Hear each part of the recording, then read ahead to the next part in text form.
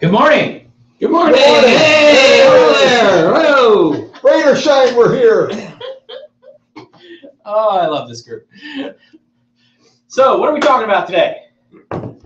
Virtual assistants. Well, yes, virtual, and we're also going to talk about how you can also get non-virtual assistants, but we will focus mostly on virtual because it's the most cost-effective way to have an assistant, unless, of course, you have a spouse, significant other, partner of some sort that wants to be your assistant because they're, right there.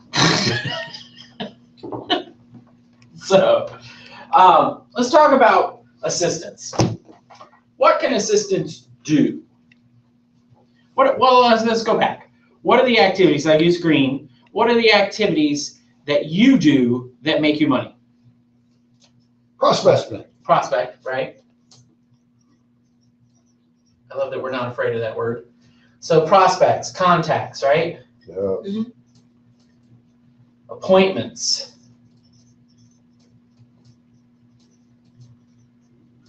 What else? Research. Does research make you money? Yes. Could. No, it doesn't. Sure it does. How does it make you money? You have to find out what's available to resell if someone hasn't sold it, like expires. Okay, but couldn't somebody else do that and tell you? That's why I thought that's part of the role of the. But we're looking at what things do you do that make you money? What are the things that you do that actually you have to do to make you money? List homes. So listings, doing the actual listing presentation, right? Yes.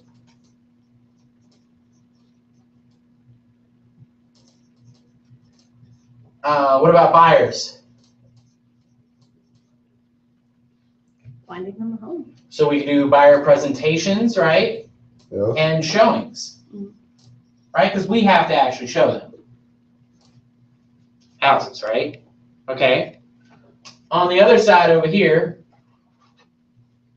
what are things that unlicensed people can do? Research, right? They can do research. Can they line up showing appointments? Sure. Sure.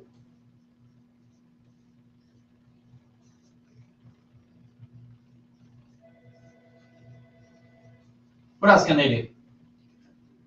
These are unlicensed. Ministerial acts, so signs. Signs, balloons.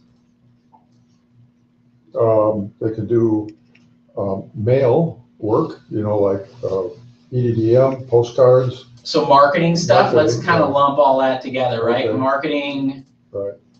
/ mailing, etc. Data entry. Data entry, okay. So give me an example of data entry. She's looking at me like, I gave you data entry, come on now. So like, for instance, you have leads that you have gotten from an open house. So you could have them enter them into the InTouch system and put them on an automated drip campaign, right? So that would be an example of data entry. At some companies, assistants do the data entry for like listing input. Obviously for us, we have staff that does that for you, so you don't need somebody to do that. But, other sites. What about under marketing, we could do enhancements, right? All those things that we've talked about over the year almost that we've been talking about this, enhancements to your listings. So the additional verbiage, the extra photos, the uploading of all of the different websites, making sure that it is what you want it to be, right? Because that takes time. But does you sitting there going into the admin site and expounding upon the language, does that make you more money? Not really, because the only thing that makes you money in this business is getting another client, right? And so you've got to go through that process. All right, what else could they do? There's a couple other good ones that are very time consuming.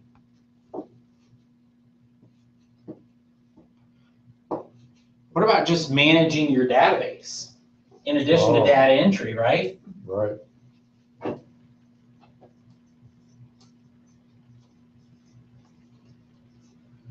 and they can make sure that everybody's in there, everybody's on something. If somebody responds, they can let you know and say, hey, you need to do this. In this case, super benefit to have separate email systems, right? Because that admin can be in there looking at the InTouch email, and when something comes in, if there's a canned response for it, well, we'll just respond, and if it requires your attention, they can bring it to you and you can respond, right? Well-oiled machine. There's another big one that they can do. But some people are like, well, no, you have to have a license to do that. Think admin. Go ahead. I don't want to say It's okay to be wrong. Okay. So can they manage the documents? Can it manage the documents? What kind of documents? The contracts. Contracts. Okay. So contracts. They can Now, go back and forth. Here's make sure the it's on. trick. Can an unlicensed person write a contract? No. No. But if you direct your assistant, okay, fill in this, and they take the time to go do it, isn't that more efficient? Say you have a one-page sheet that has all the little things on it. Then they get it back to you, and you review it before it goes out. That's you writing the contract. They're just doing administrative work at that point, okay? They are allowed to do administrative work on paperwork. They are not allowed to write the contract. So they can't come up with, well, how many days due diligence should I put? You have to tell them, okay? Hmm. But, you know, it's a lot easier to jot down the, you know, have common fill-in for everything and jot down the basic, okay, I want this, and this, than to actually go in and set up all the forms and pull together the package and put in all the blanks and all that stuff, right? So then they send it to you, you sign it, it goes on to your clients, and everything's good, right? If it's wrong, well, you just don't sign it, and they go in and fix it. Or you go in and fix it, right? The other thing that they can do that is very helpful is manage that contract to close.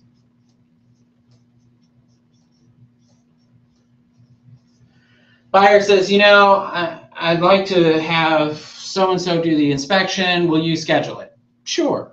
We'd be happy to. We'd be happy to. They'd be happy to. As opposed to me be happy to, right? Because that's time that you don't need to spend doing that. Okay? Now, can they go let a buyer into a house? Nope. You have to do the showings, because that's acting as an agent. Can they hold an open house?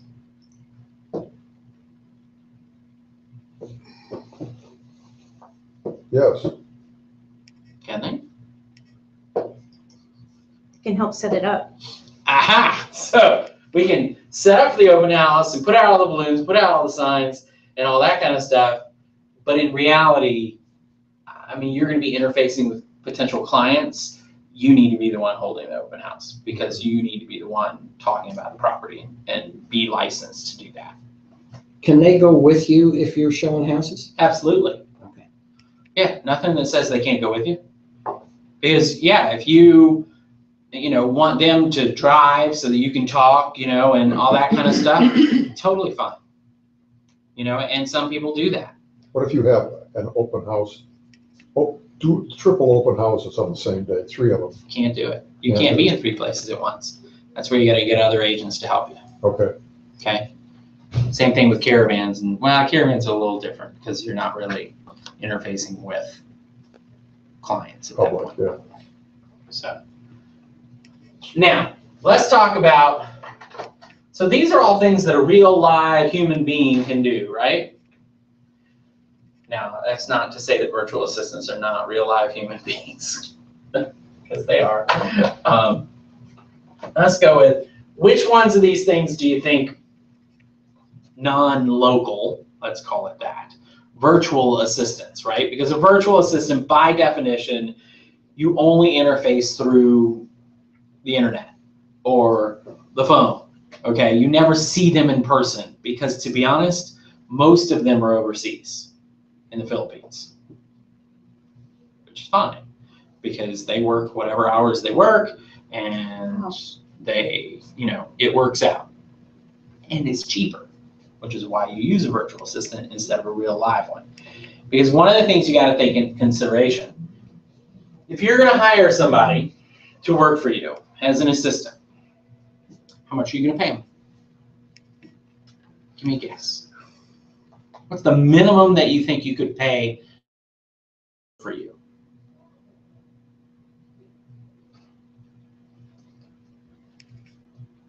$100 a month. Give me an hourly rate. Because most assistants work hourly.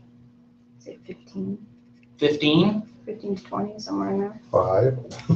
15 to 20. Okay. 5. Really?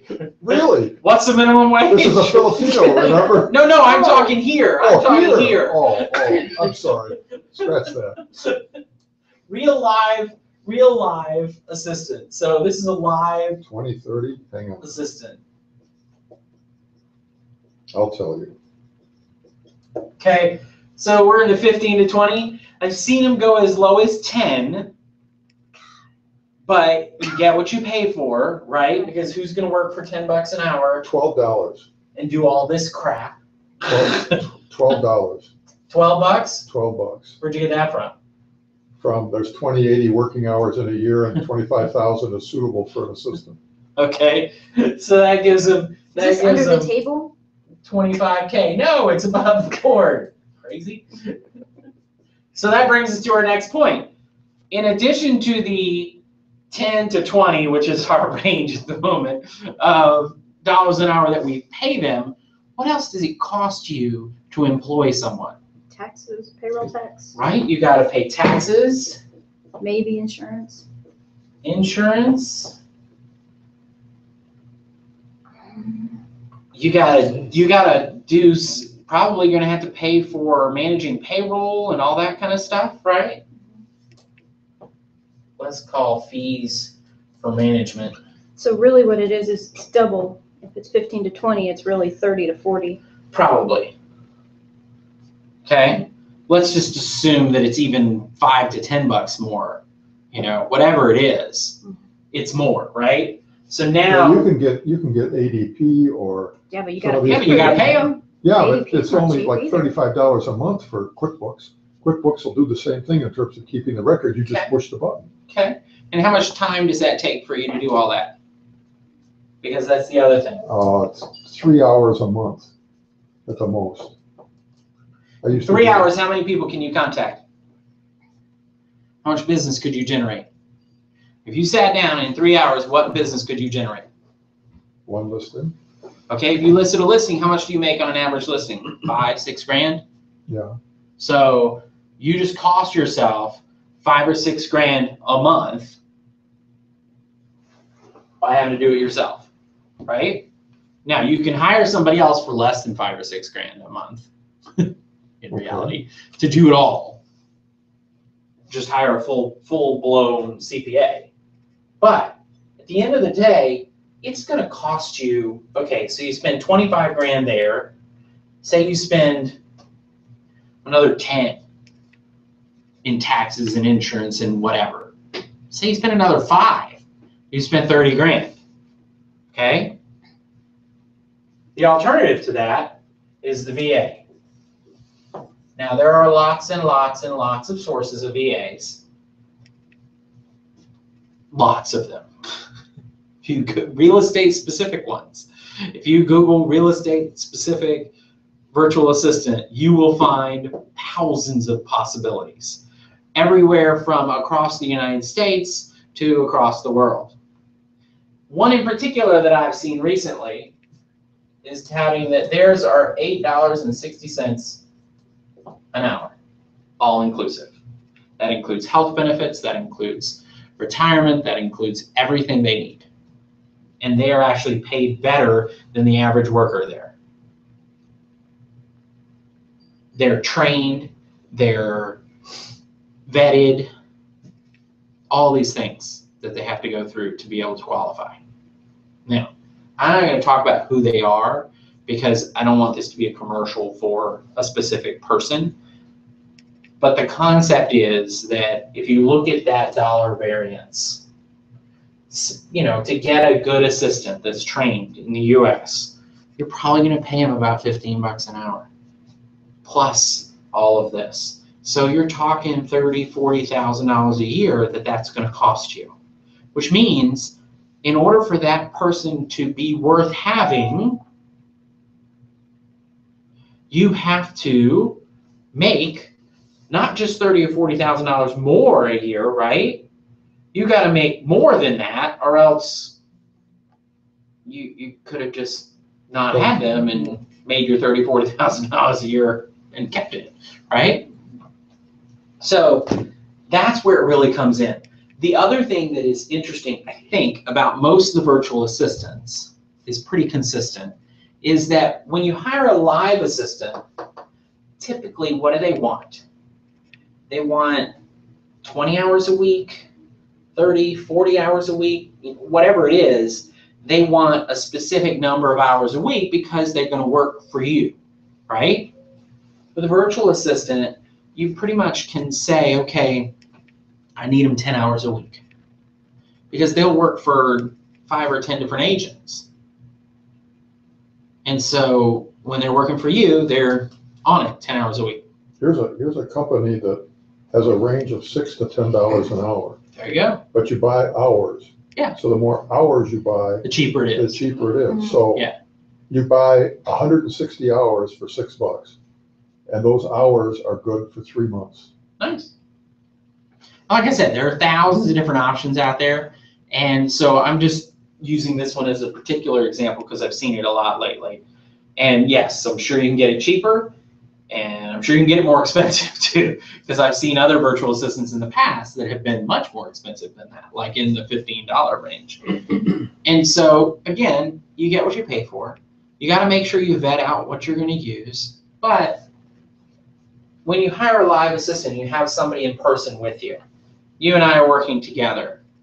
You're coming in, you're working with me, you're doing all these things. Things go a little sideways. Now all of a sudden you're running a business, right? How hard is it for you to fire somebody? It's hard. Okay. I picked you in particular. How hard is it for any of us to fire someone, right? Because it's not nice, right? I mean, it's you have a personal connection.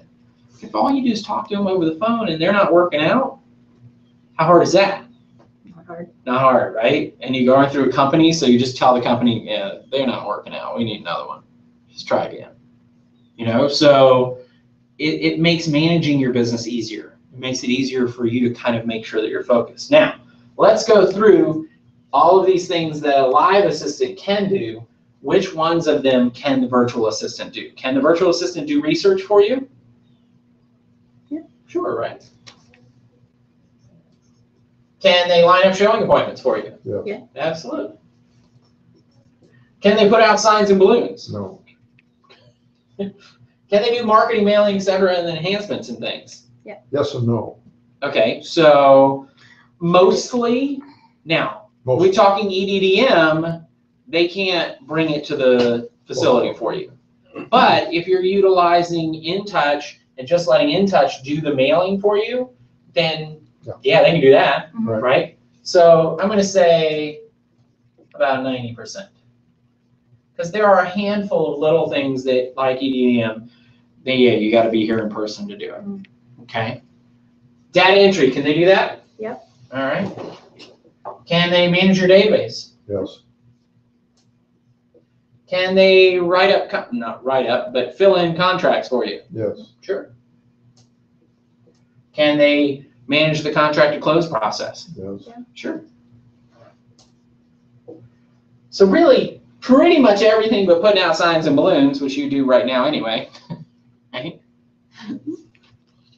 They can do. And it's going to save you a ton of money to use them. Now, let's talk honestly.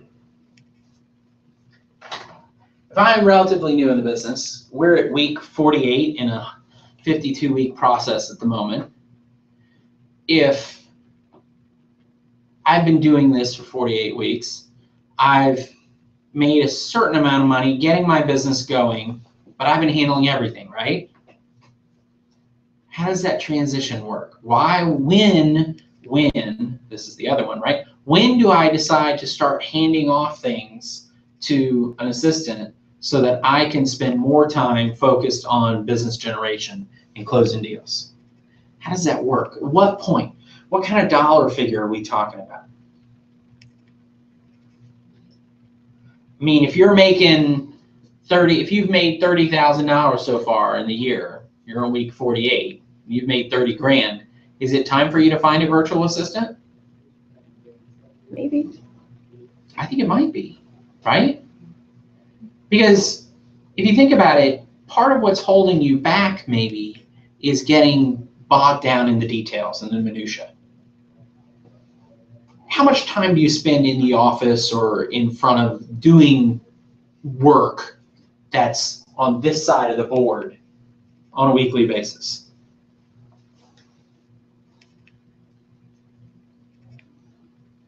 How much time do you sit at the desk in the office and work on your computer? How many hours? 8. 8 hours a day, right? And at that desk, how much of this can you do? Well, very little, right? Right. I mean, you can make contacts, but you surely aren't doing appointments and presentations and showing property, right? Mm-hmm. You can do data entry, you can do marketing, you can do your managing your database and all that kind of stuff. But if you're spending that much time sitting at a desk, working on your computer, are you going to make money? Not likely. Because what do you have to do to make money? It's the green things, right? Mm-hmm. Those are the things that make you money. So you've got to get to those, which means you've got to get out of the building. You are, by definition, an independent contracting sales rep, a field sales rep, right? That is what you do. You represent Coldwell Banker and yourself as a sales agent in the field. When you worked for IBM, did the sales staff hang out in the office all day? No, Why not? they were out prospecting. They were out getting business, right? Mm-hmm. So what's the difference? Is there one? No, right? In this business, you are a field sales agent, which means you better be out in the field. Now, there are a lot of things that you need to do and need to accomplish. Some of these things, research and things like that, that you could spend time sitting in the office doing. But what my conversation today is that all of that time is costing you way more than you might think. Because if you think about it, if you're going to work 8 hours a day, let's take an example, all right? I'm not picking on you, I'm just using you as an example. Yeah. You're going to work 8 hours a day. If you spend 8 hours a day wandering around talking to people instead of sitting in front of a computer at the desk, how much more business do you think you would have? Probably twice as much business. At least, right? Because if you think about the number of people that you talk to right now, if you're sitting at the desk making phone calls and talking to people all day long, doing 8 hours of telemarketing, well, that's generating appointments. Now, in theory, you can only do that so long because at some point you will have generated appointments that you actually have to leave the office to go do. Or you can have them in here in the conference room, but whatever. You can't be sitting at your desk. So the twist is, okay, maybe I sit at the desk and do a couple of hours of phone calls a day, follow-up, development, that sort of thing. But then the rest of the time, maybe I make sure that I'm doing at least 2 or 3 hours of door knocking or participating in some other kind of event, activity, something where I'm out talking to people. Maybe I'm just wandering around the mall, running into people, prospecting people. I used to make people do that. They yell at you when you prospect at the mall, but you know what? You can get people. You can connect with people.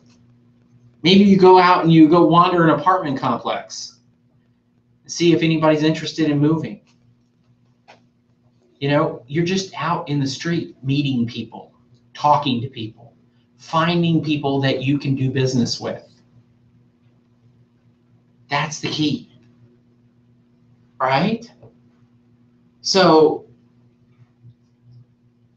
put yourself in a Starbucks, put yourself in a Coffee Shop USA, put yourself in a cafe or whatever, for that matter, or McDonald's. They all have Wi-Fi, right?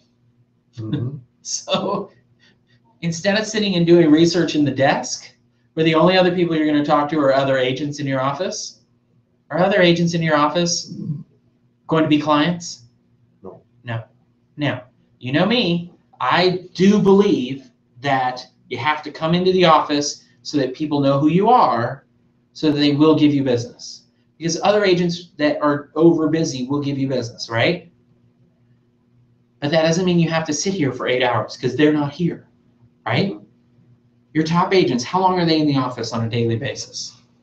One, they're here every day, but at most they might be here an hour or two, and that's not like at a solid run. They might come in for 30, 40 minutes at some point in the morning before they go out to do whatever they're doing, and then later in the afternoon they'll come in to lock in some contracts or things, and then you have the occasional agent that, you know, likes to come in at 10, 11 o'clock and do admin work, basically, right? Because you can't really talk to people at 11 or 12 o'clock at night. Well, unless you're prospecting the West Coast, right? Good. So, you know, those are the things that you have to take into consideration. And that's why I wanted to have the conversation about assistants and virtual assistants in particular. I think it's much easier to stomach a virtual assistant as a possibility than it is to consider having to go through the process of trying to hire a real live assistant, whether it's part-time or full-time. Because if you think about it, to hire a full-time assistant, that's a commitment of $30,000, $40,000 a year, right? Well, okay, so you just cut your income by 40 grand. Unless you make 80 because you have the assistant. For the virtual assistant, okay, I'm going to spend $8, $9 an hour. I'm going to buy, 100 hours over the next quarter, and that's what I'm going to do. I'm going to use them, and I'm going to make sure that they're doing all these things so that I can be focused on doing this, this, and this. It's all about efficiency. It's all about function versus what you feel like being busy with. The biggest fallacy in this industry is agents that are in the industry and they work. They work every day, all for months and months and months and months, and they don't make any money. And they go back, "What? I'm working so hard." You know, the only work in this industry that means anything are these right here, right? If you're not focused, if this is not what you're doing when you think you're working, you're not working. None of this is work. None of it. Because work is only stuff that makes you money. When you spend the time researching a neighborhood, it's not really work. Now, do you have to do it? Do you need it to be a good agent? Yeah, sort of. Depends on you and your personality. You know, you could wait and do the research once you have an appointment. Because how long does it take you to research something? Not long, right? Now, the part that a virtual assistant can't do or an assistant can't do is go out and look at houses, right? The best way to preview houses is with a buyer. You know why? Because theoretically you're getting paid to do that. Do you get paid to go on caravans? No. Do you get paid to go out and preview listings just by yourself? No. So get a buyer and go preview, go look at listings. That's how you learn the area. That's how you learn the market. Now, If you don't have a buyer while you're still prospecting to get a buyer, then yes, you need to be out seeing the property. You've got to know what's out there. But in today's day and age, for the most part, you can do that sitting in front of your computer. My comment is if you're going to spend the time doing the research, don't do it sitting in the office. Do it sitting next to other people. Always cracks me up when I go into Panera. The Panera down by me, Loman's Plaza, I don't know what it's called anymore. They changed its name. It's pretty now. They totally remodeled it. It amazes me the number of people that just sit in there and work on their computers. And they engage people and talk to people. And I mean, it's like, wow, this is a forum for doing business. Now, do I think you should meet your clients in a public place to write a contract?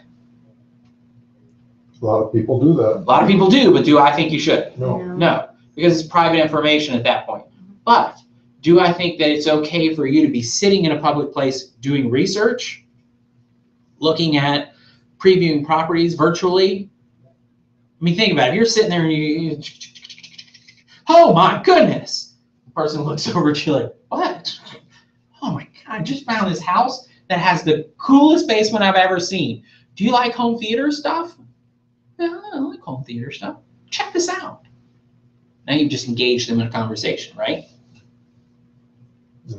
And is that more profitable than sitting at the desk? Mm-hmm. Absolutely. Because you can do the same thing sitting in the desk back here and you'll have 3 or 4 people that turn around and go, ooh, what? I want to see. I had a brother once that had a theater that was really cool. What does that do for you? Is that going to make you any money? No. No? Might be fun. But this is a job where we work to make money. So the purpose of trying to outsource this stuff is to give you more time to do this stuff. Okay? The other side of that is that I know agents over the years that they wanted to be done at 3 o'clock every day, period.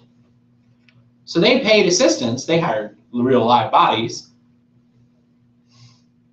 to work from 3 to 6 or whatever every day, answer phone calls and try to filter anything so that they didn't have to deal with kind of the minutia of stuff.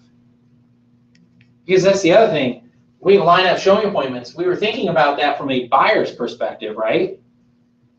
But what about as a listing agent? If you have listings and you need to coordinate with your sellers when people can see it, can they do that? Sure they can, Mm-hmm. right? So-and-so wants to see your house at 2 o'clock tomorrow. Is that okay? Great, thanks. You don't have to do that. It's not productive. I beat the horse enough.